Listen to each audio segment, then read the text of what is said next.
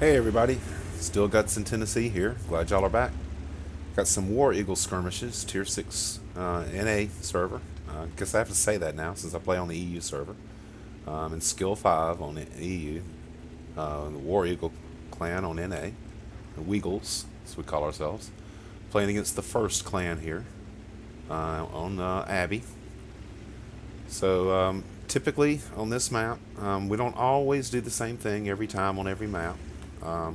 But we like to come to this side because traditionally on every map, since I joined the War Eagle clan, I got volunteered to be the caller.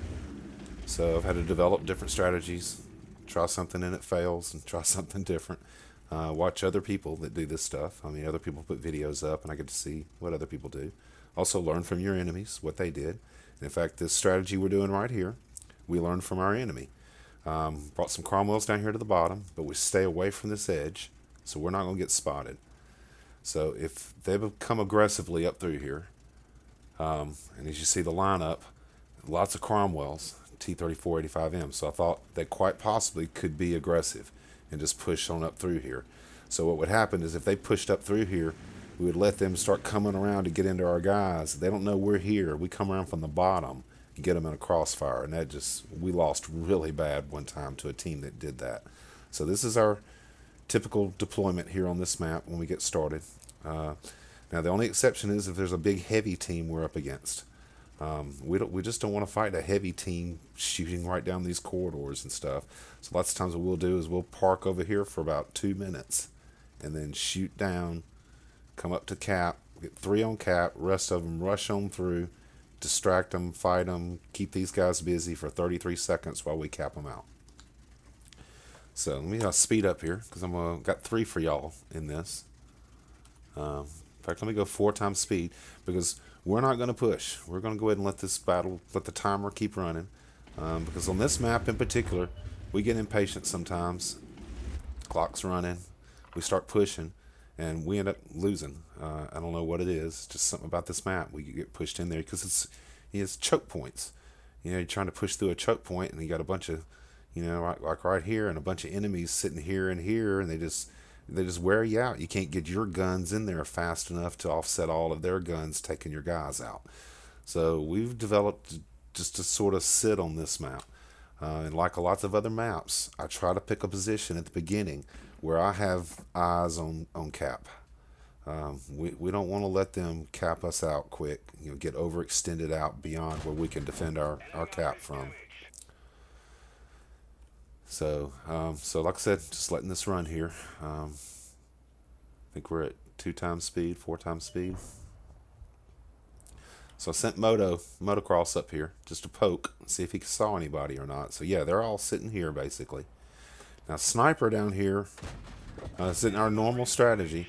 He had really bad lag, and he ended up running off into here without any control, and he just ended up staying down there. So he said he was going to run on around to base, just try to distract them basically. So it worked. They've all headed off to fight him.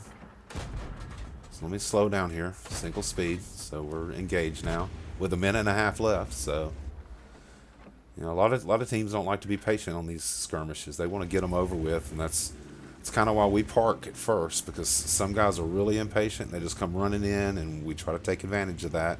Focus fire. Focus fire means everything. So I tell everybody, go on in. Let's try to cap. I come back this way because I'm betting they're running towards our cap. Sure enough, I catch 2 of them. Spot them. So I see this guy. So let me stop. Let it aim. And traditionally, I shoot a lot of APCR and skirmishes, and it's because there's a lot of long-distance shots, and APCR works so much better because the shell velocity is so much faster. So it's not really that you need it against Cromwells. It's just shooting those long-distance shots. You don't have to lead as much. When you're doing auto locks, lots of times they hit better. So I came back to reset. So we got 3 guys on cap. So I picked different guys. I reset one, reset another. They're sending people after me, but I don't care if I die or not. My job is to just reset. Keep picking different guys. They're trying to hide that guy. I'm dead. As you can see, we've won. So, worked out pretty good. So, So now I got two battles at Mines. I want to show you two different strategies we use. So we're here at Mines on the good side of the spawn. We get to the hill faster. My call is always based on the lineup. So looking at the lineup, we got the Harm D clan. So 3 heavies, 3 Cromwells, and Type 64. So we got 4 Cromwells here. So I decide we're going to take the hill. So I think we'll have more tanks on the hill than they will. So we're going to push on up here. All the Cromwells are going all the way to the hill. We send Glitch to the back. He's our commander, so he has the arty duty. So we want him to stay safe, not die early, so he can use the arty. Tell everybody focus the first Cromwell we see. So we take him out. So we need to focus this guy now.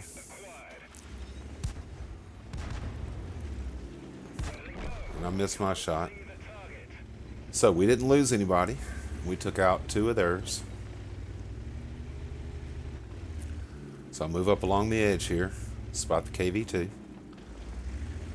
So to me, the worst thing in a skirmish, when we pick our tanks, I like to try to take a bunch of tanks that are all similar speed.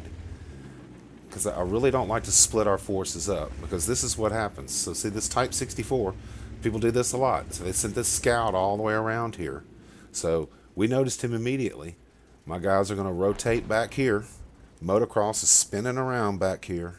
See, everybody's coming back. We're just ignoring these guys. They're no threat to us right now. He's our target. So everybody's focusing on him. He's gone. So that leaves the 3 heavies. And we got 1 Cromwell that hasn't been spotted yet.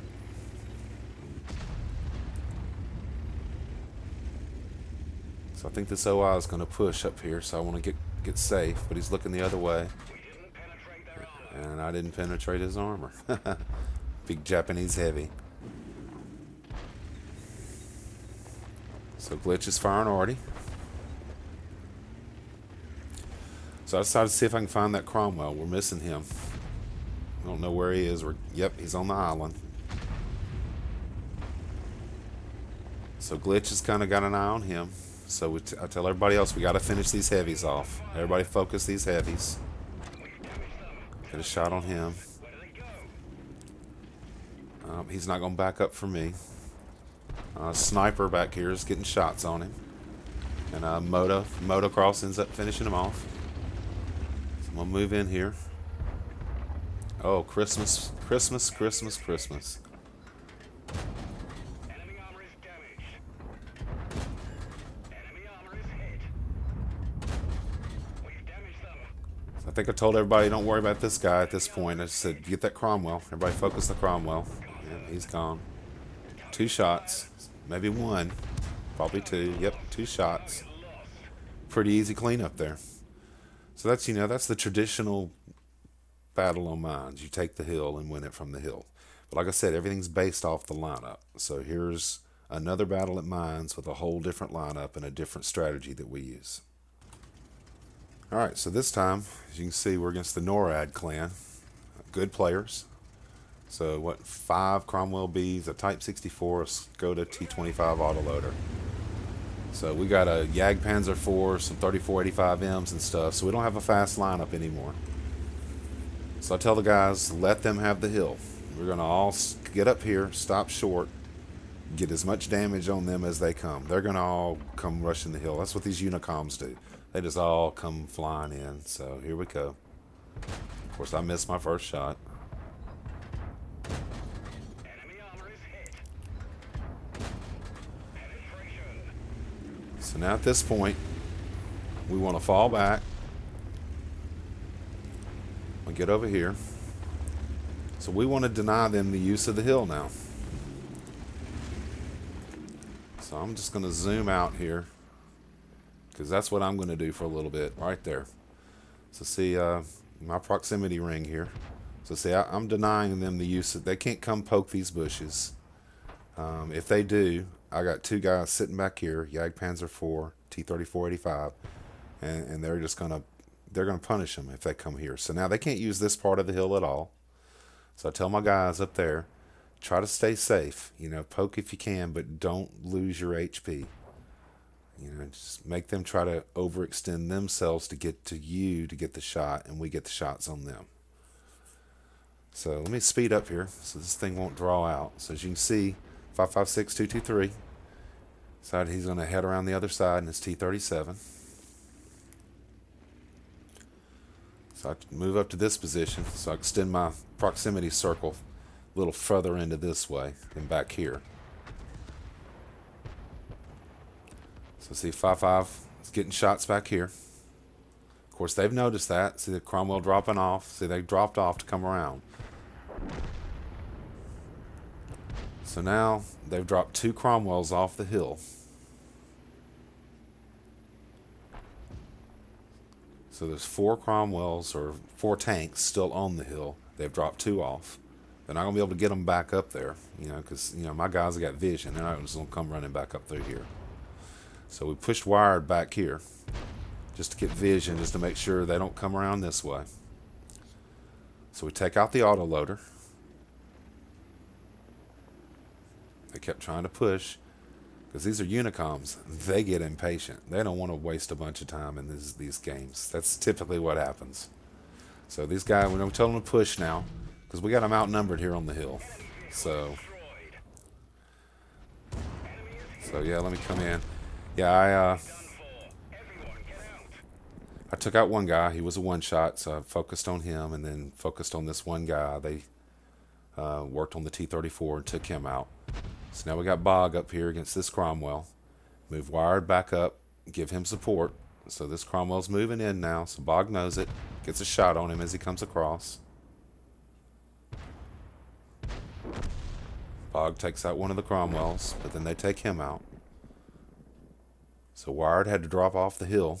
He was getting shot. Stay safe. So I tell Wired to come take up this position again. Kind of like I was doing. For now. So let me speed up again.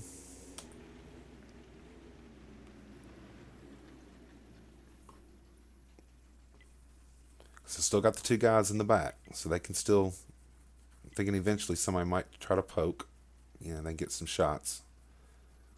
Just want to sort of weed them down some more. See, I'm clicking all over the map. I'm talking to the guys and clicking the map like I wanted to make sure. So let me slow down here a little bit. So I want Wired to find them. So Wired pulled up. So there they are. So there's the one shot. He's way back there. So there's only the one guy on the hill. So I tell them to move up. So they're coming up. I want all 3 of them to push the hill together.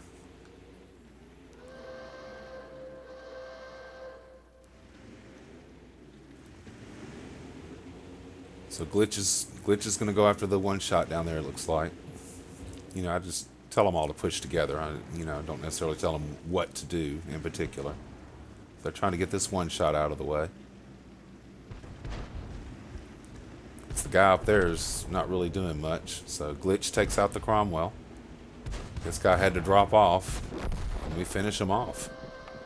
So that was a pretty good win for us, against a good team. Like I said, different strategy. So I kind of thought that was nice. Show y'all 2 different strategies on mines that we use. Typically, we don't send a bunch of people out to the island, things like that. It's all about the hill here. I mean, you control the middle of the map. You kind of control this map. So anyway, hope y'all enjoyed that.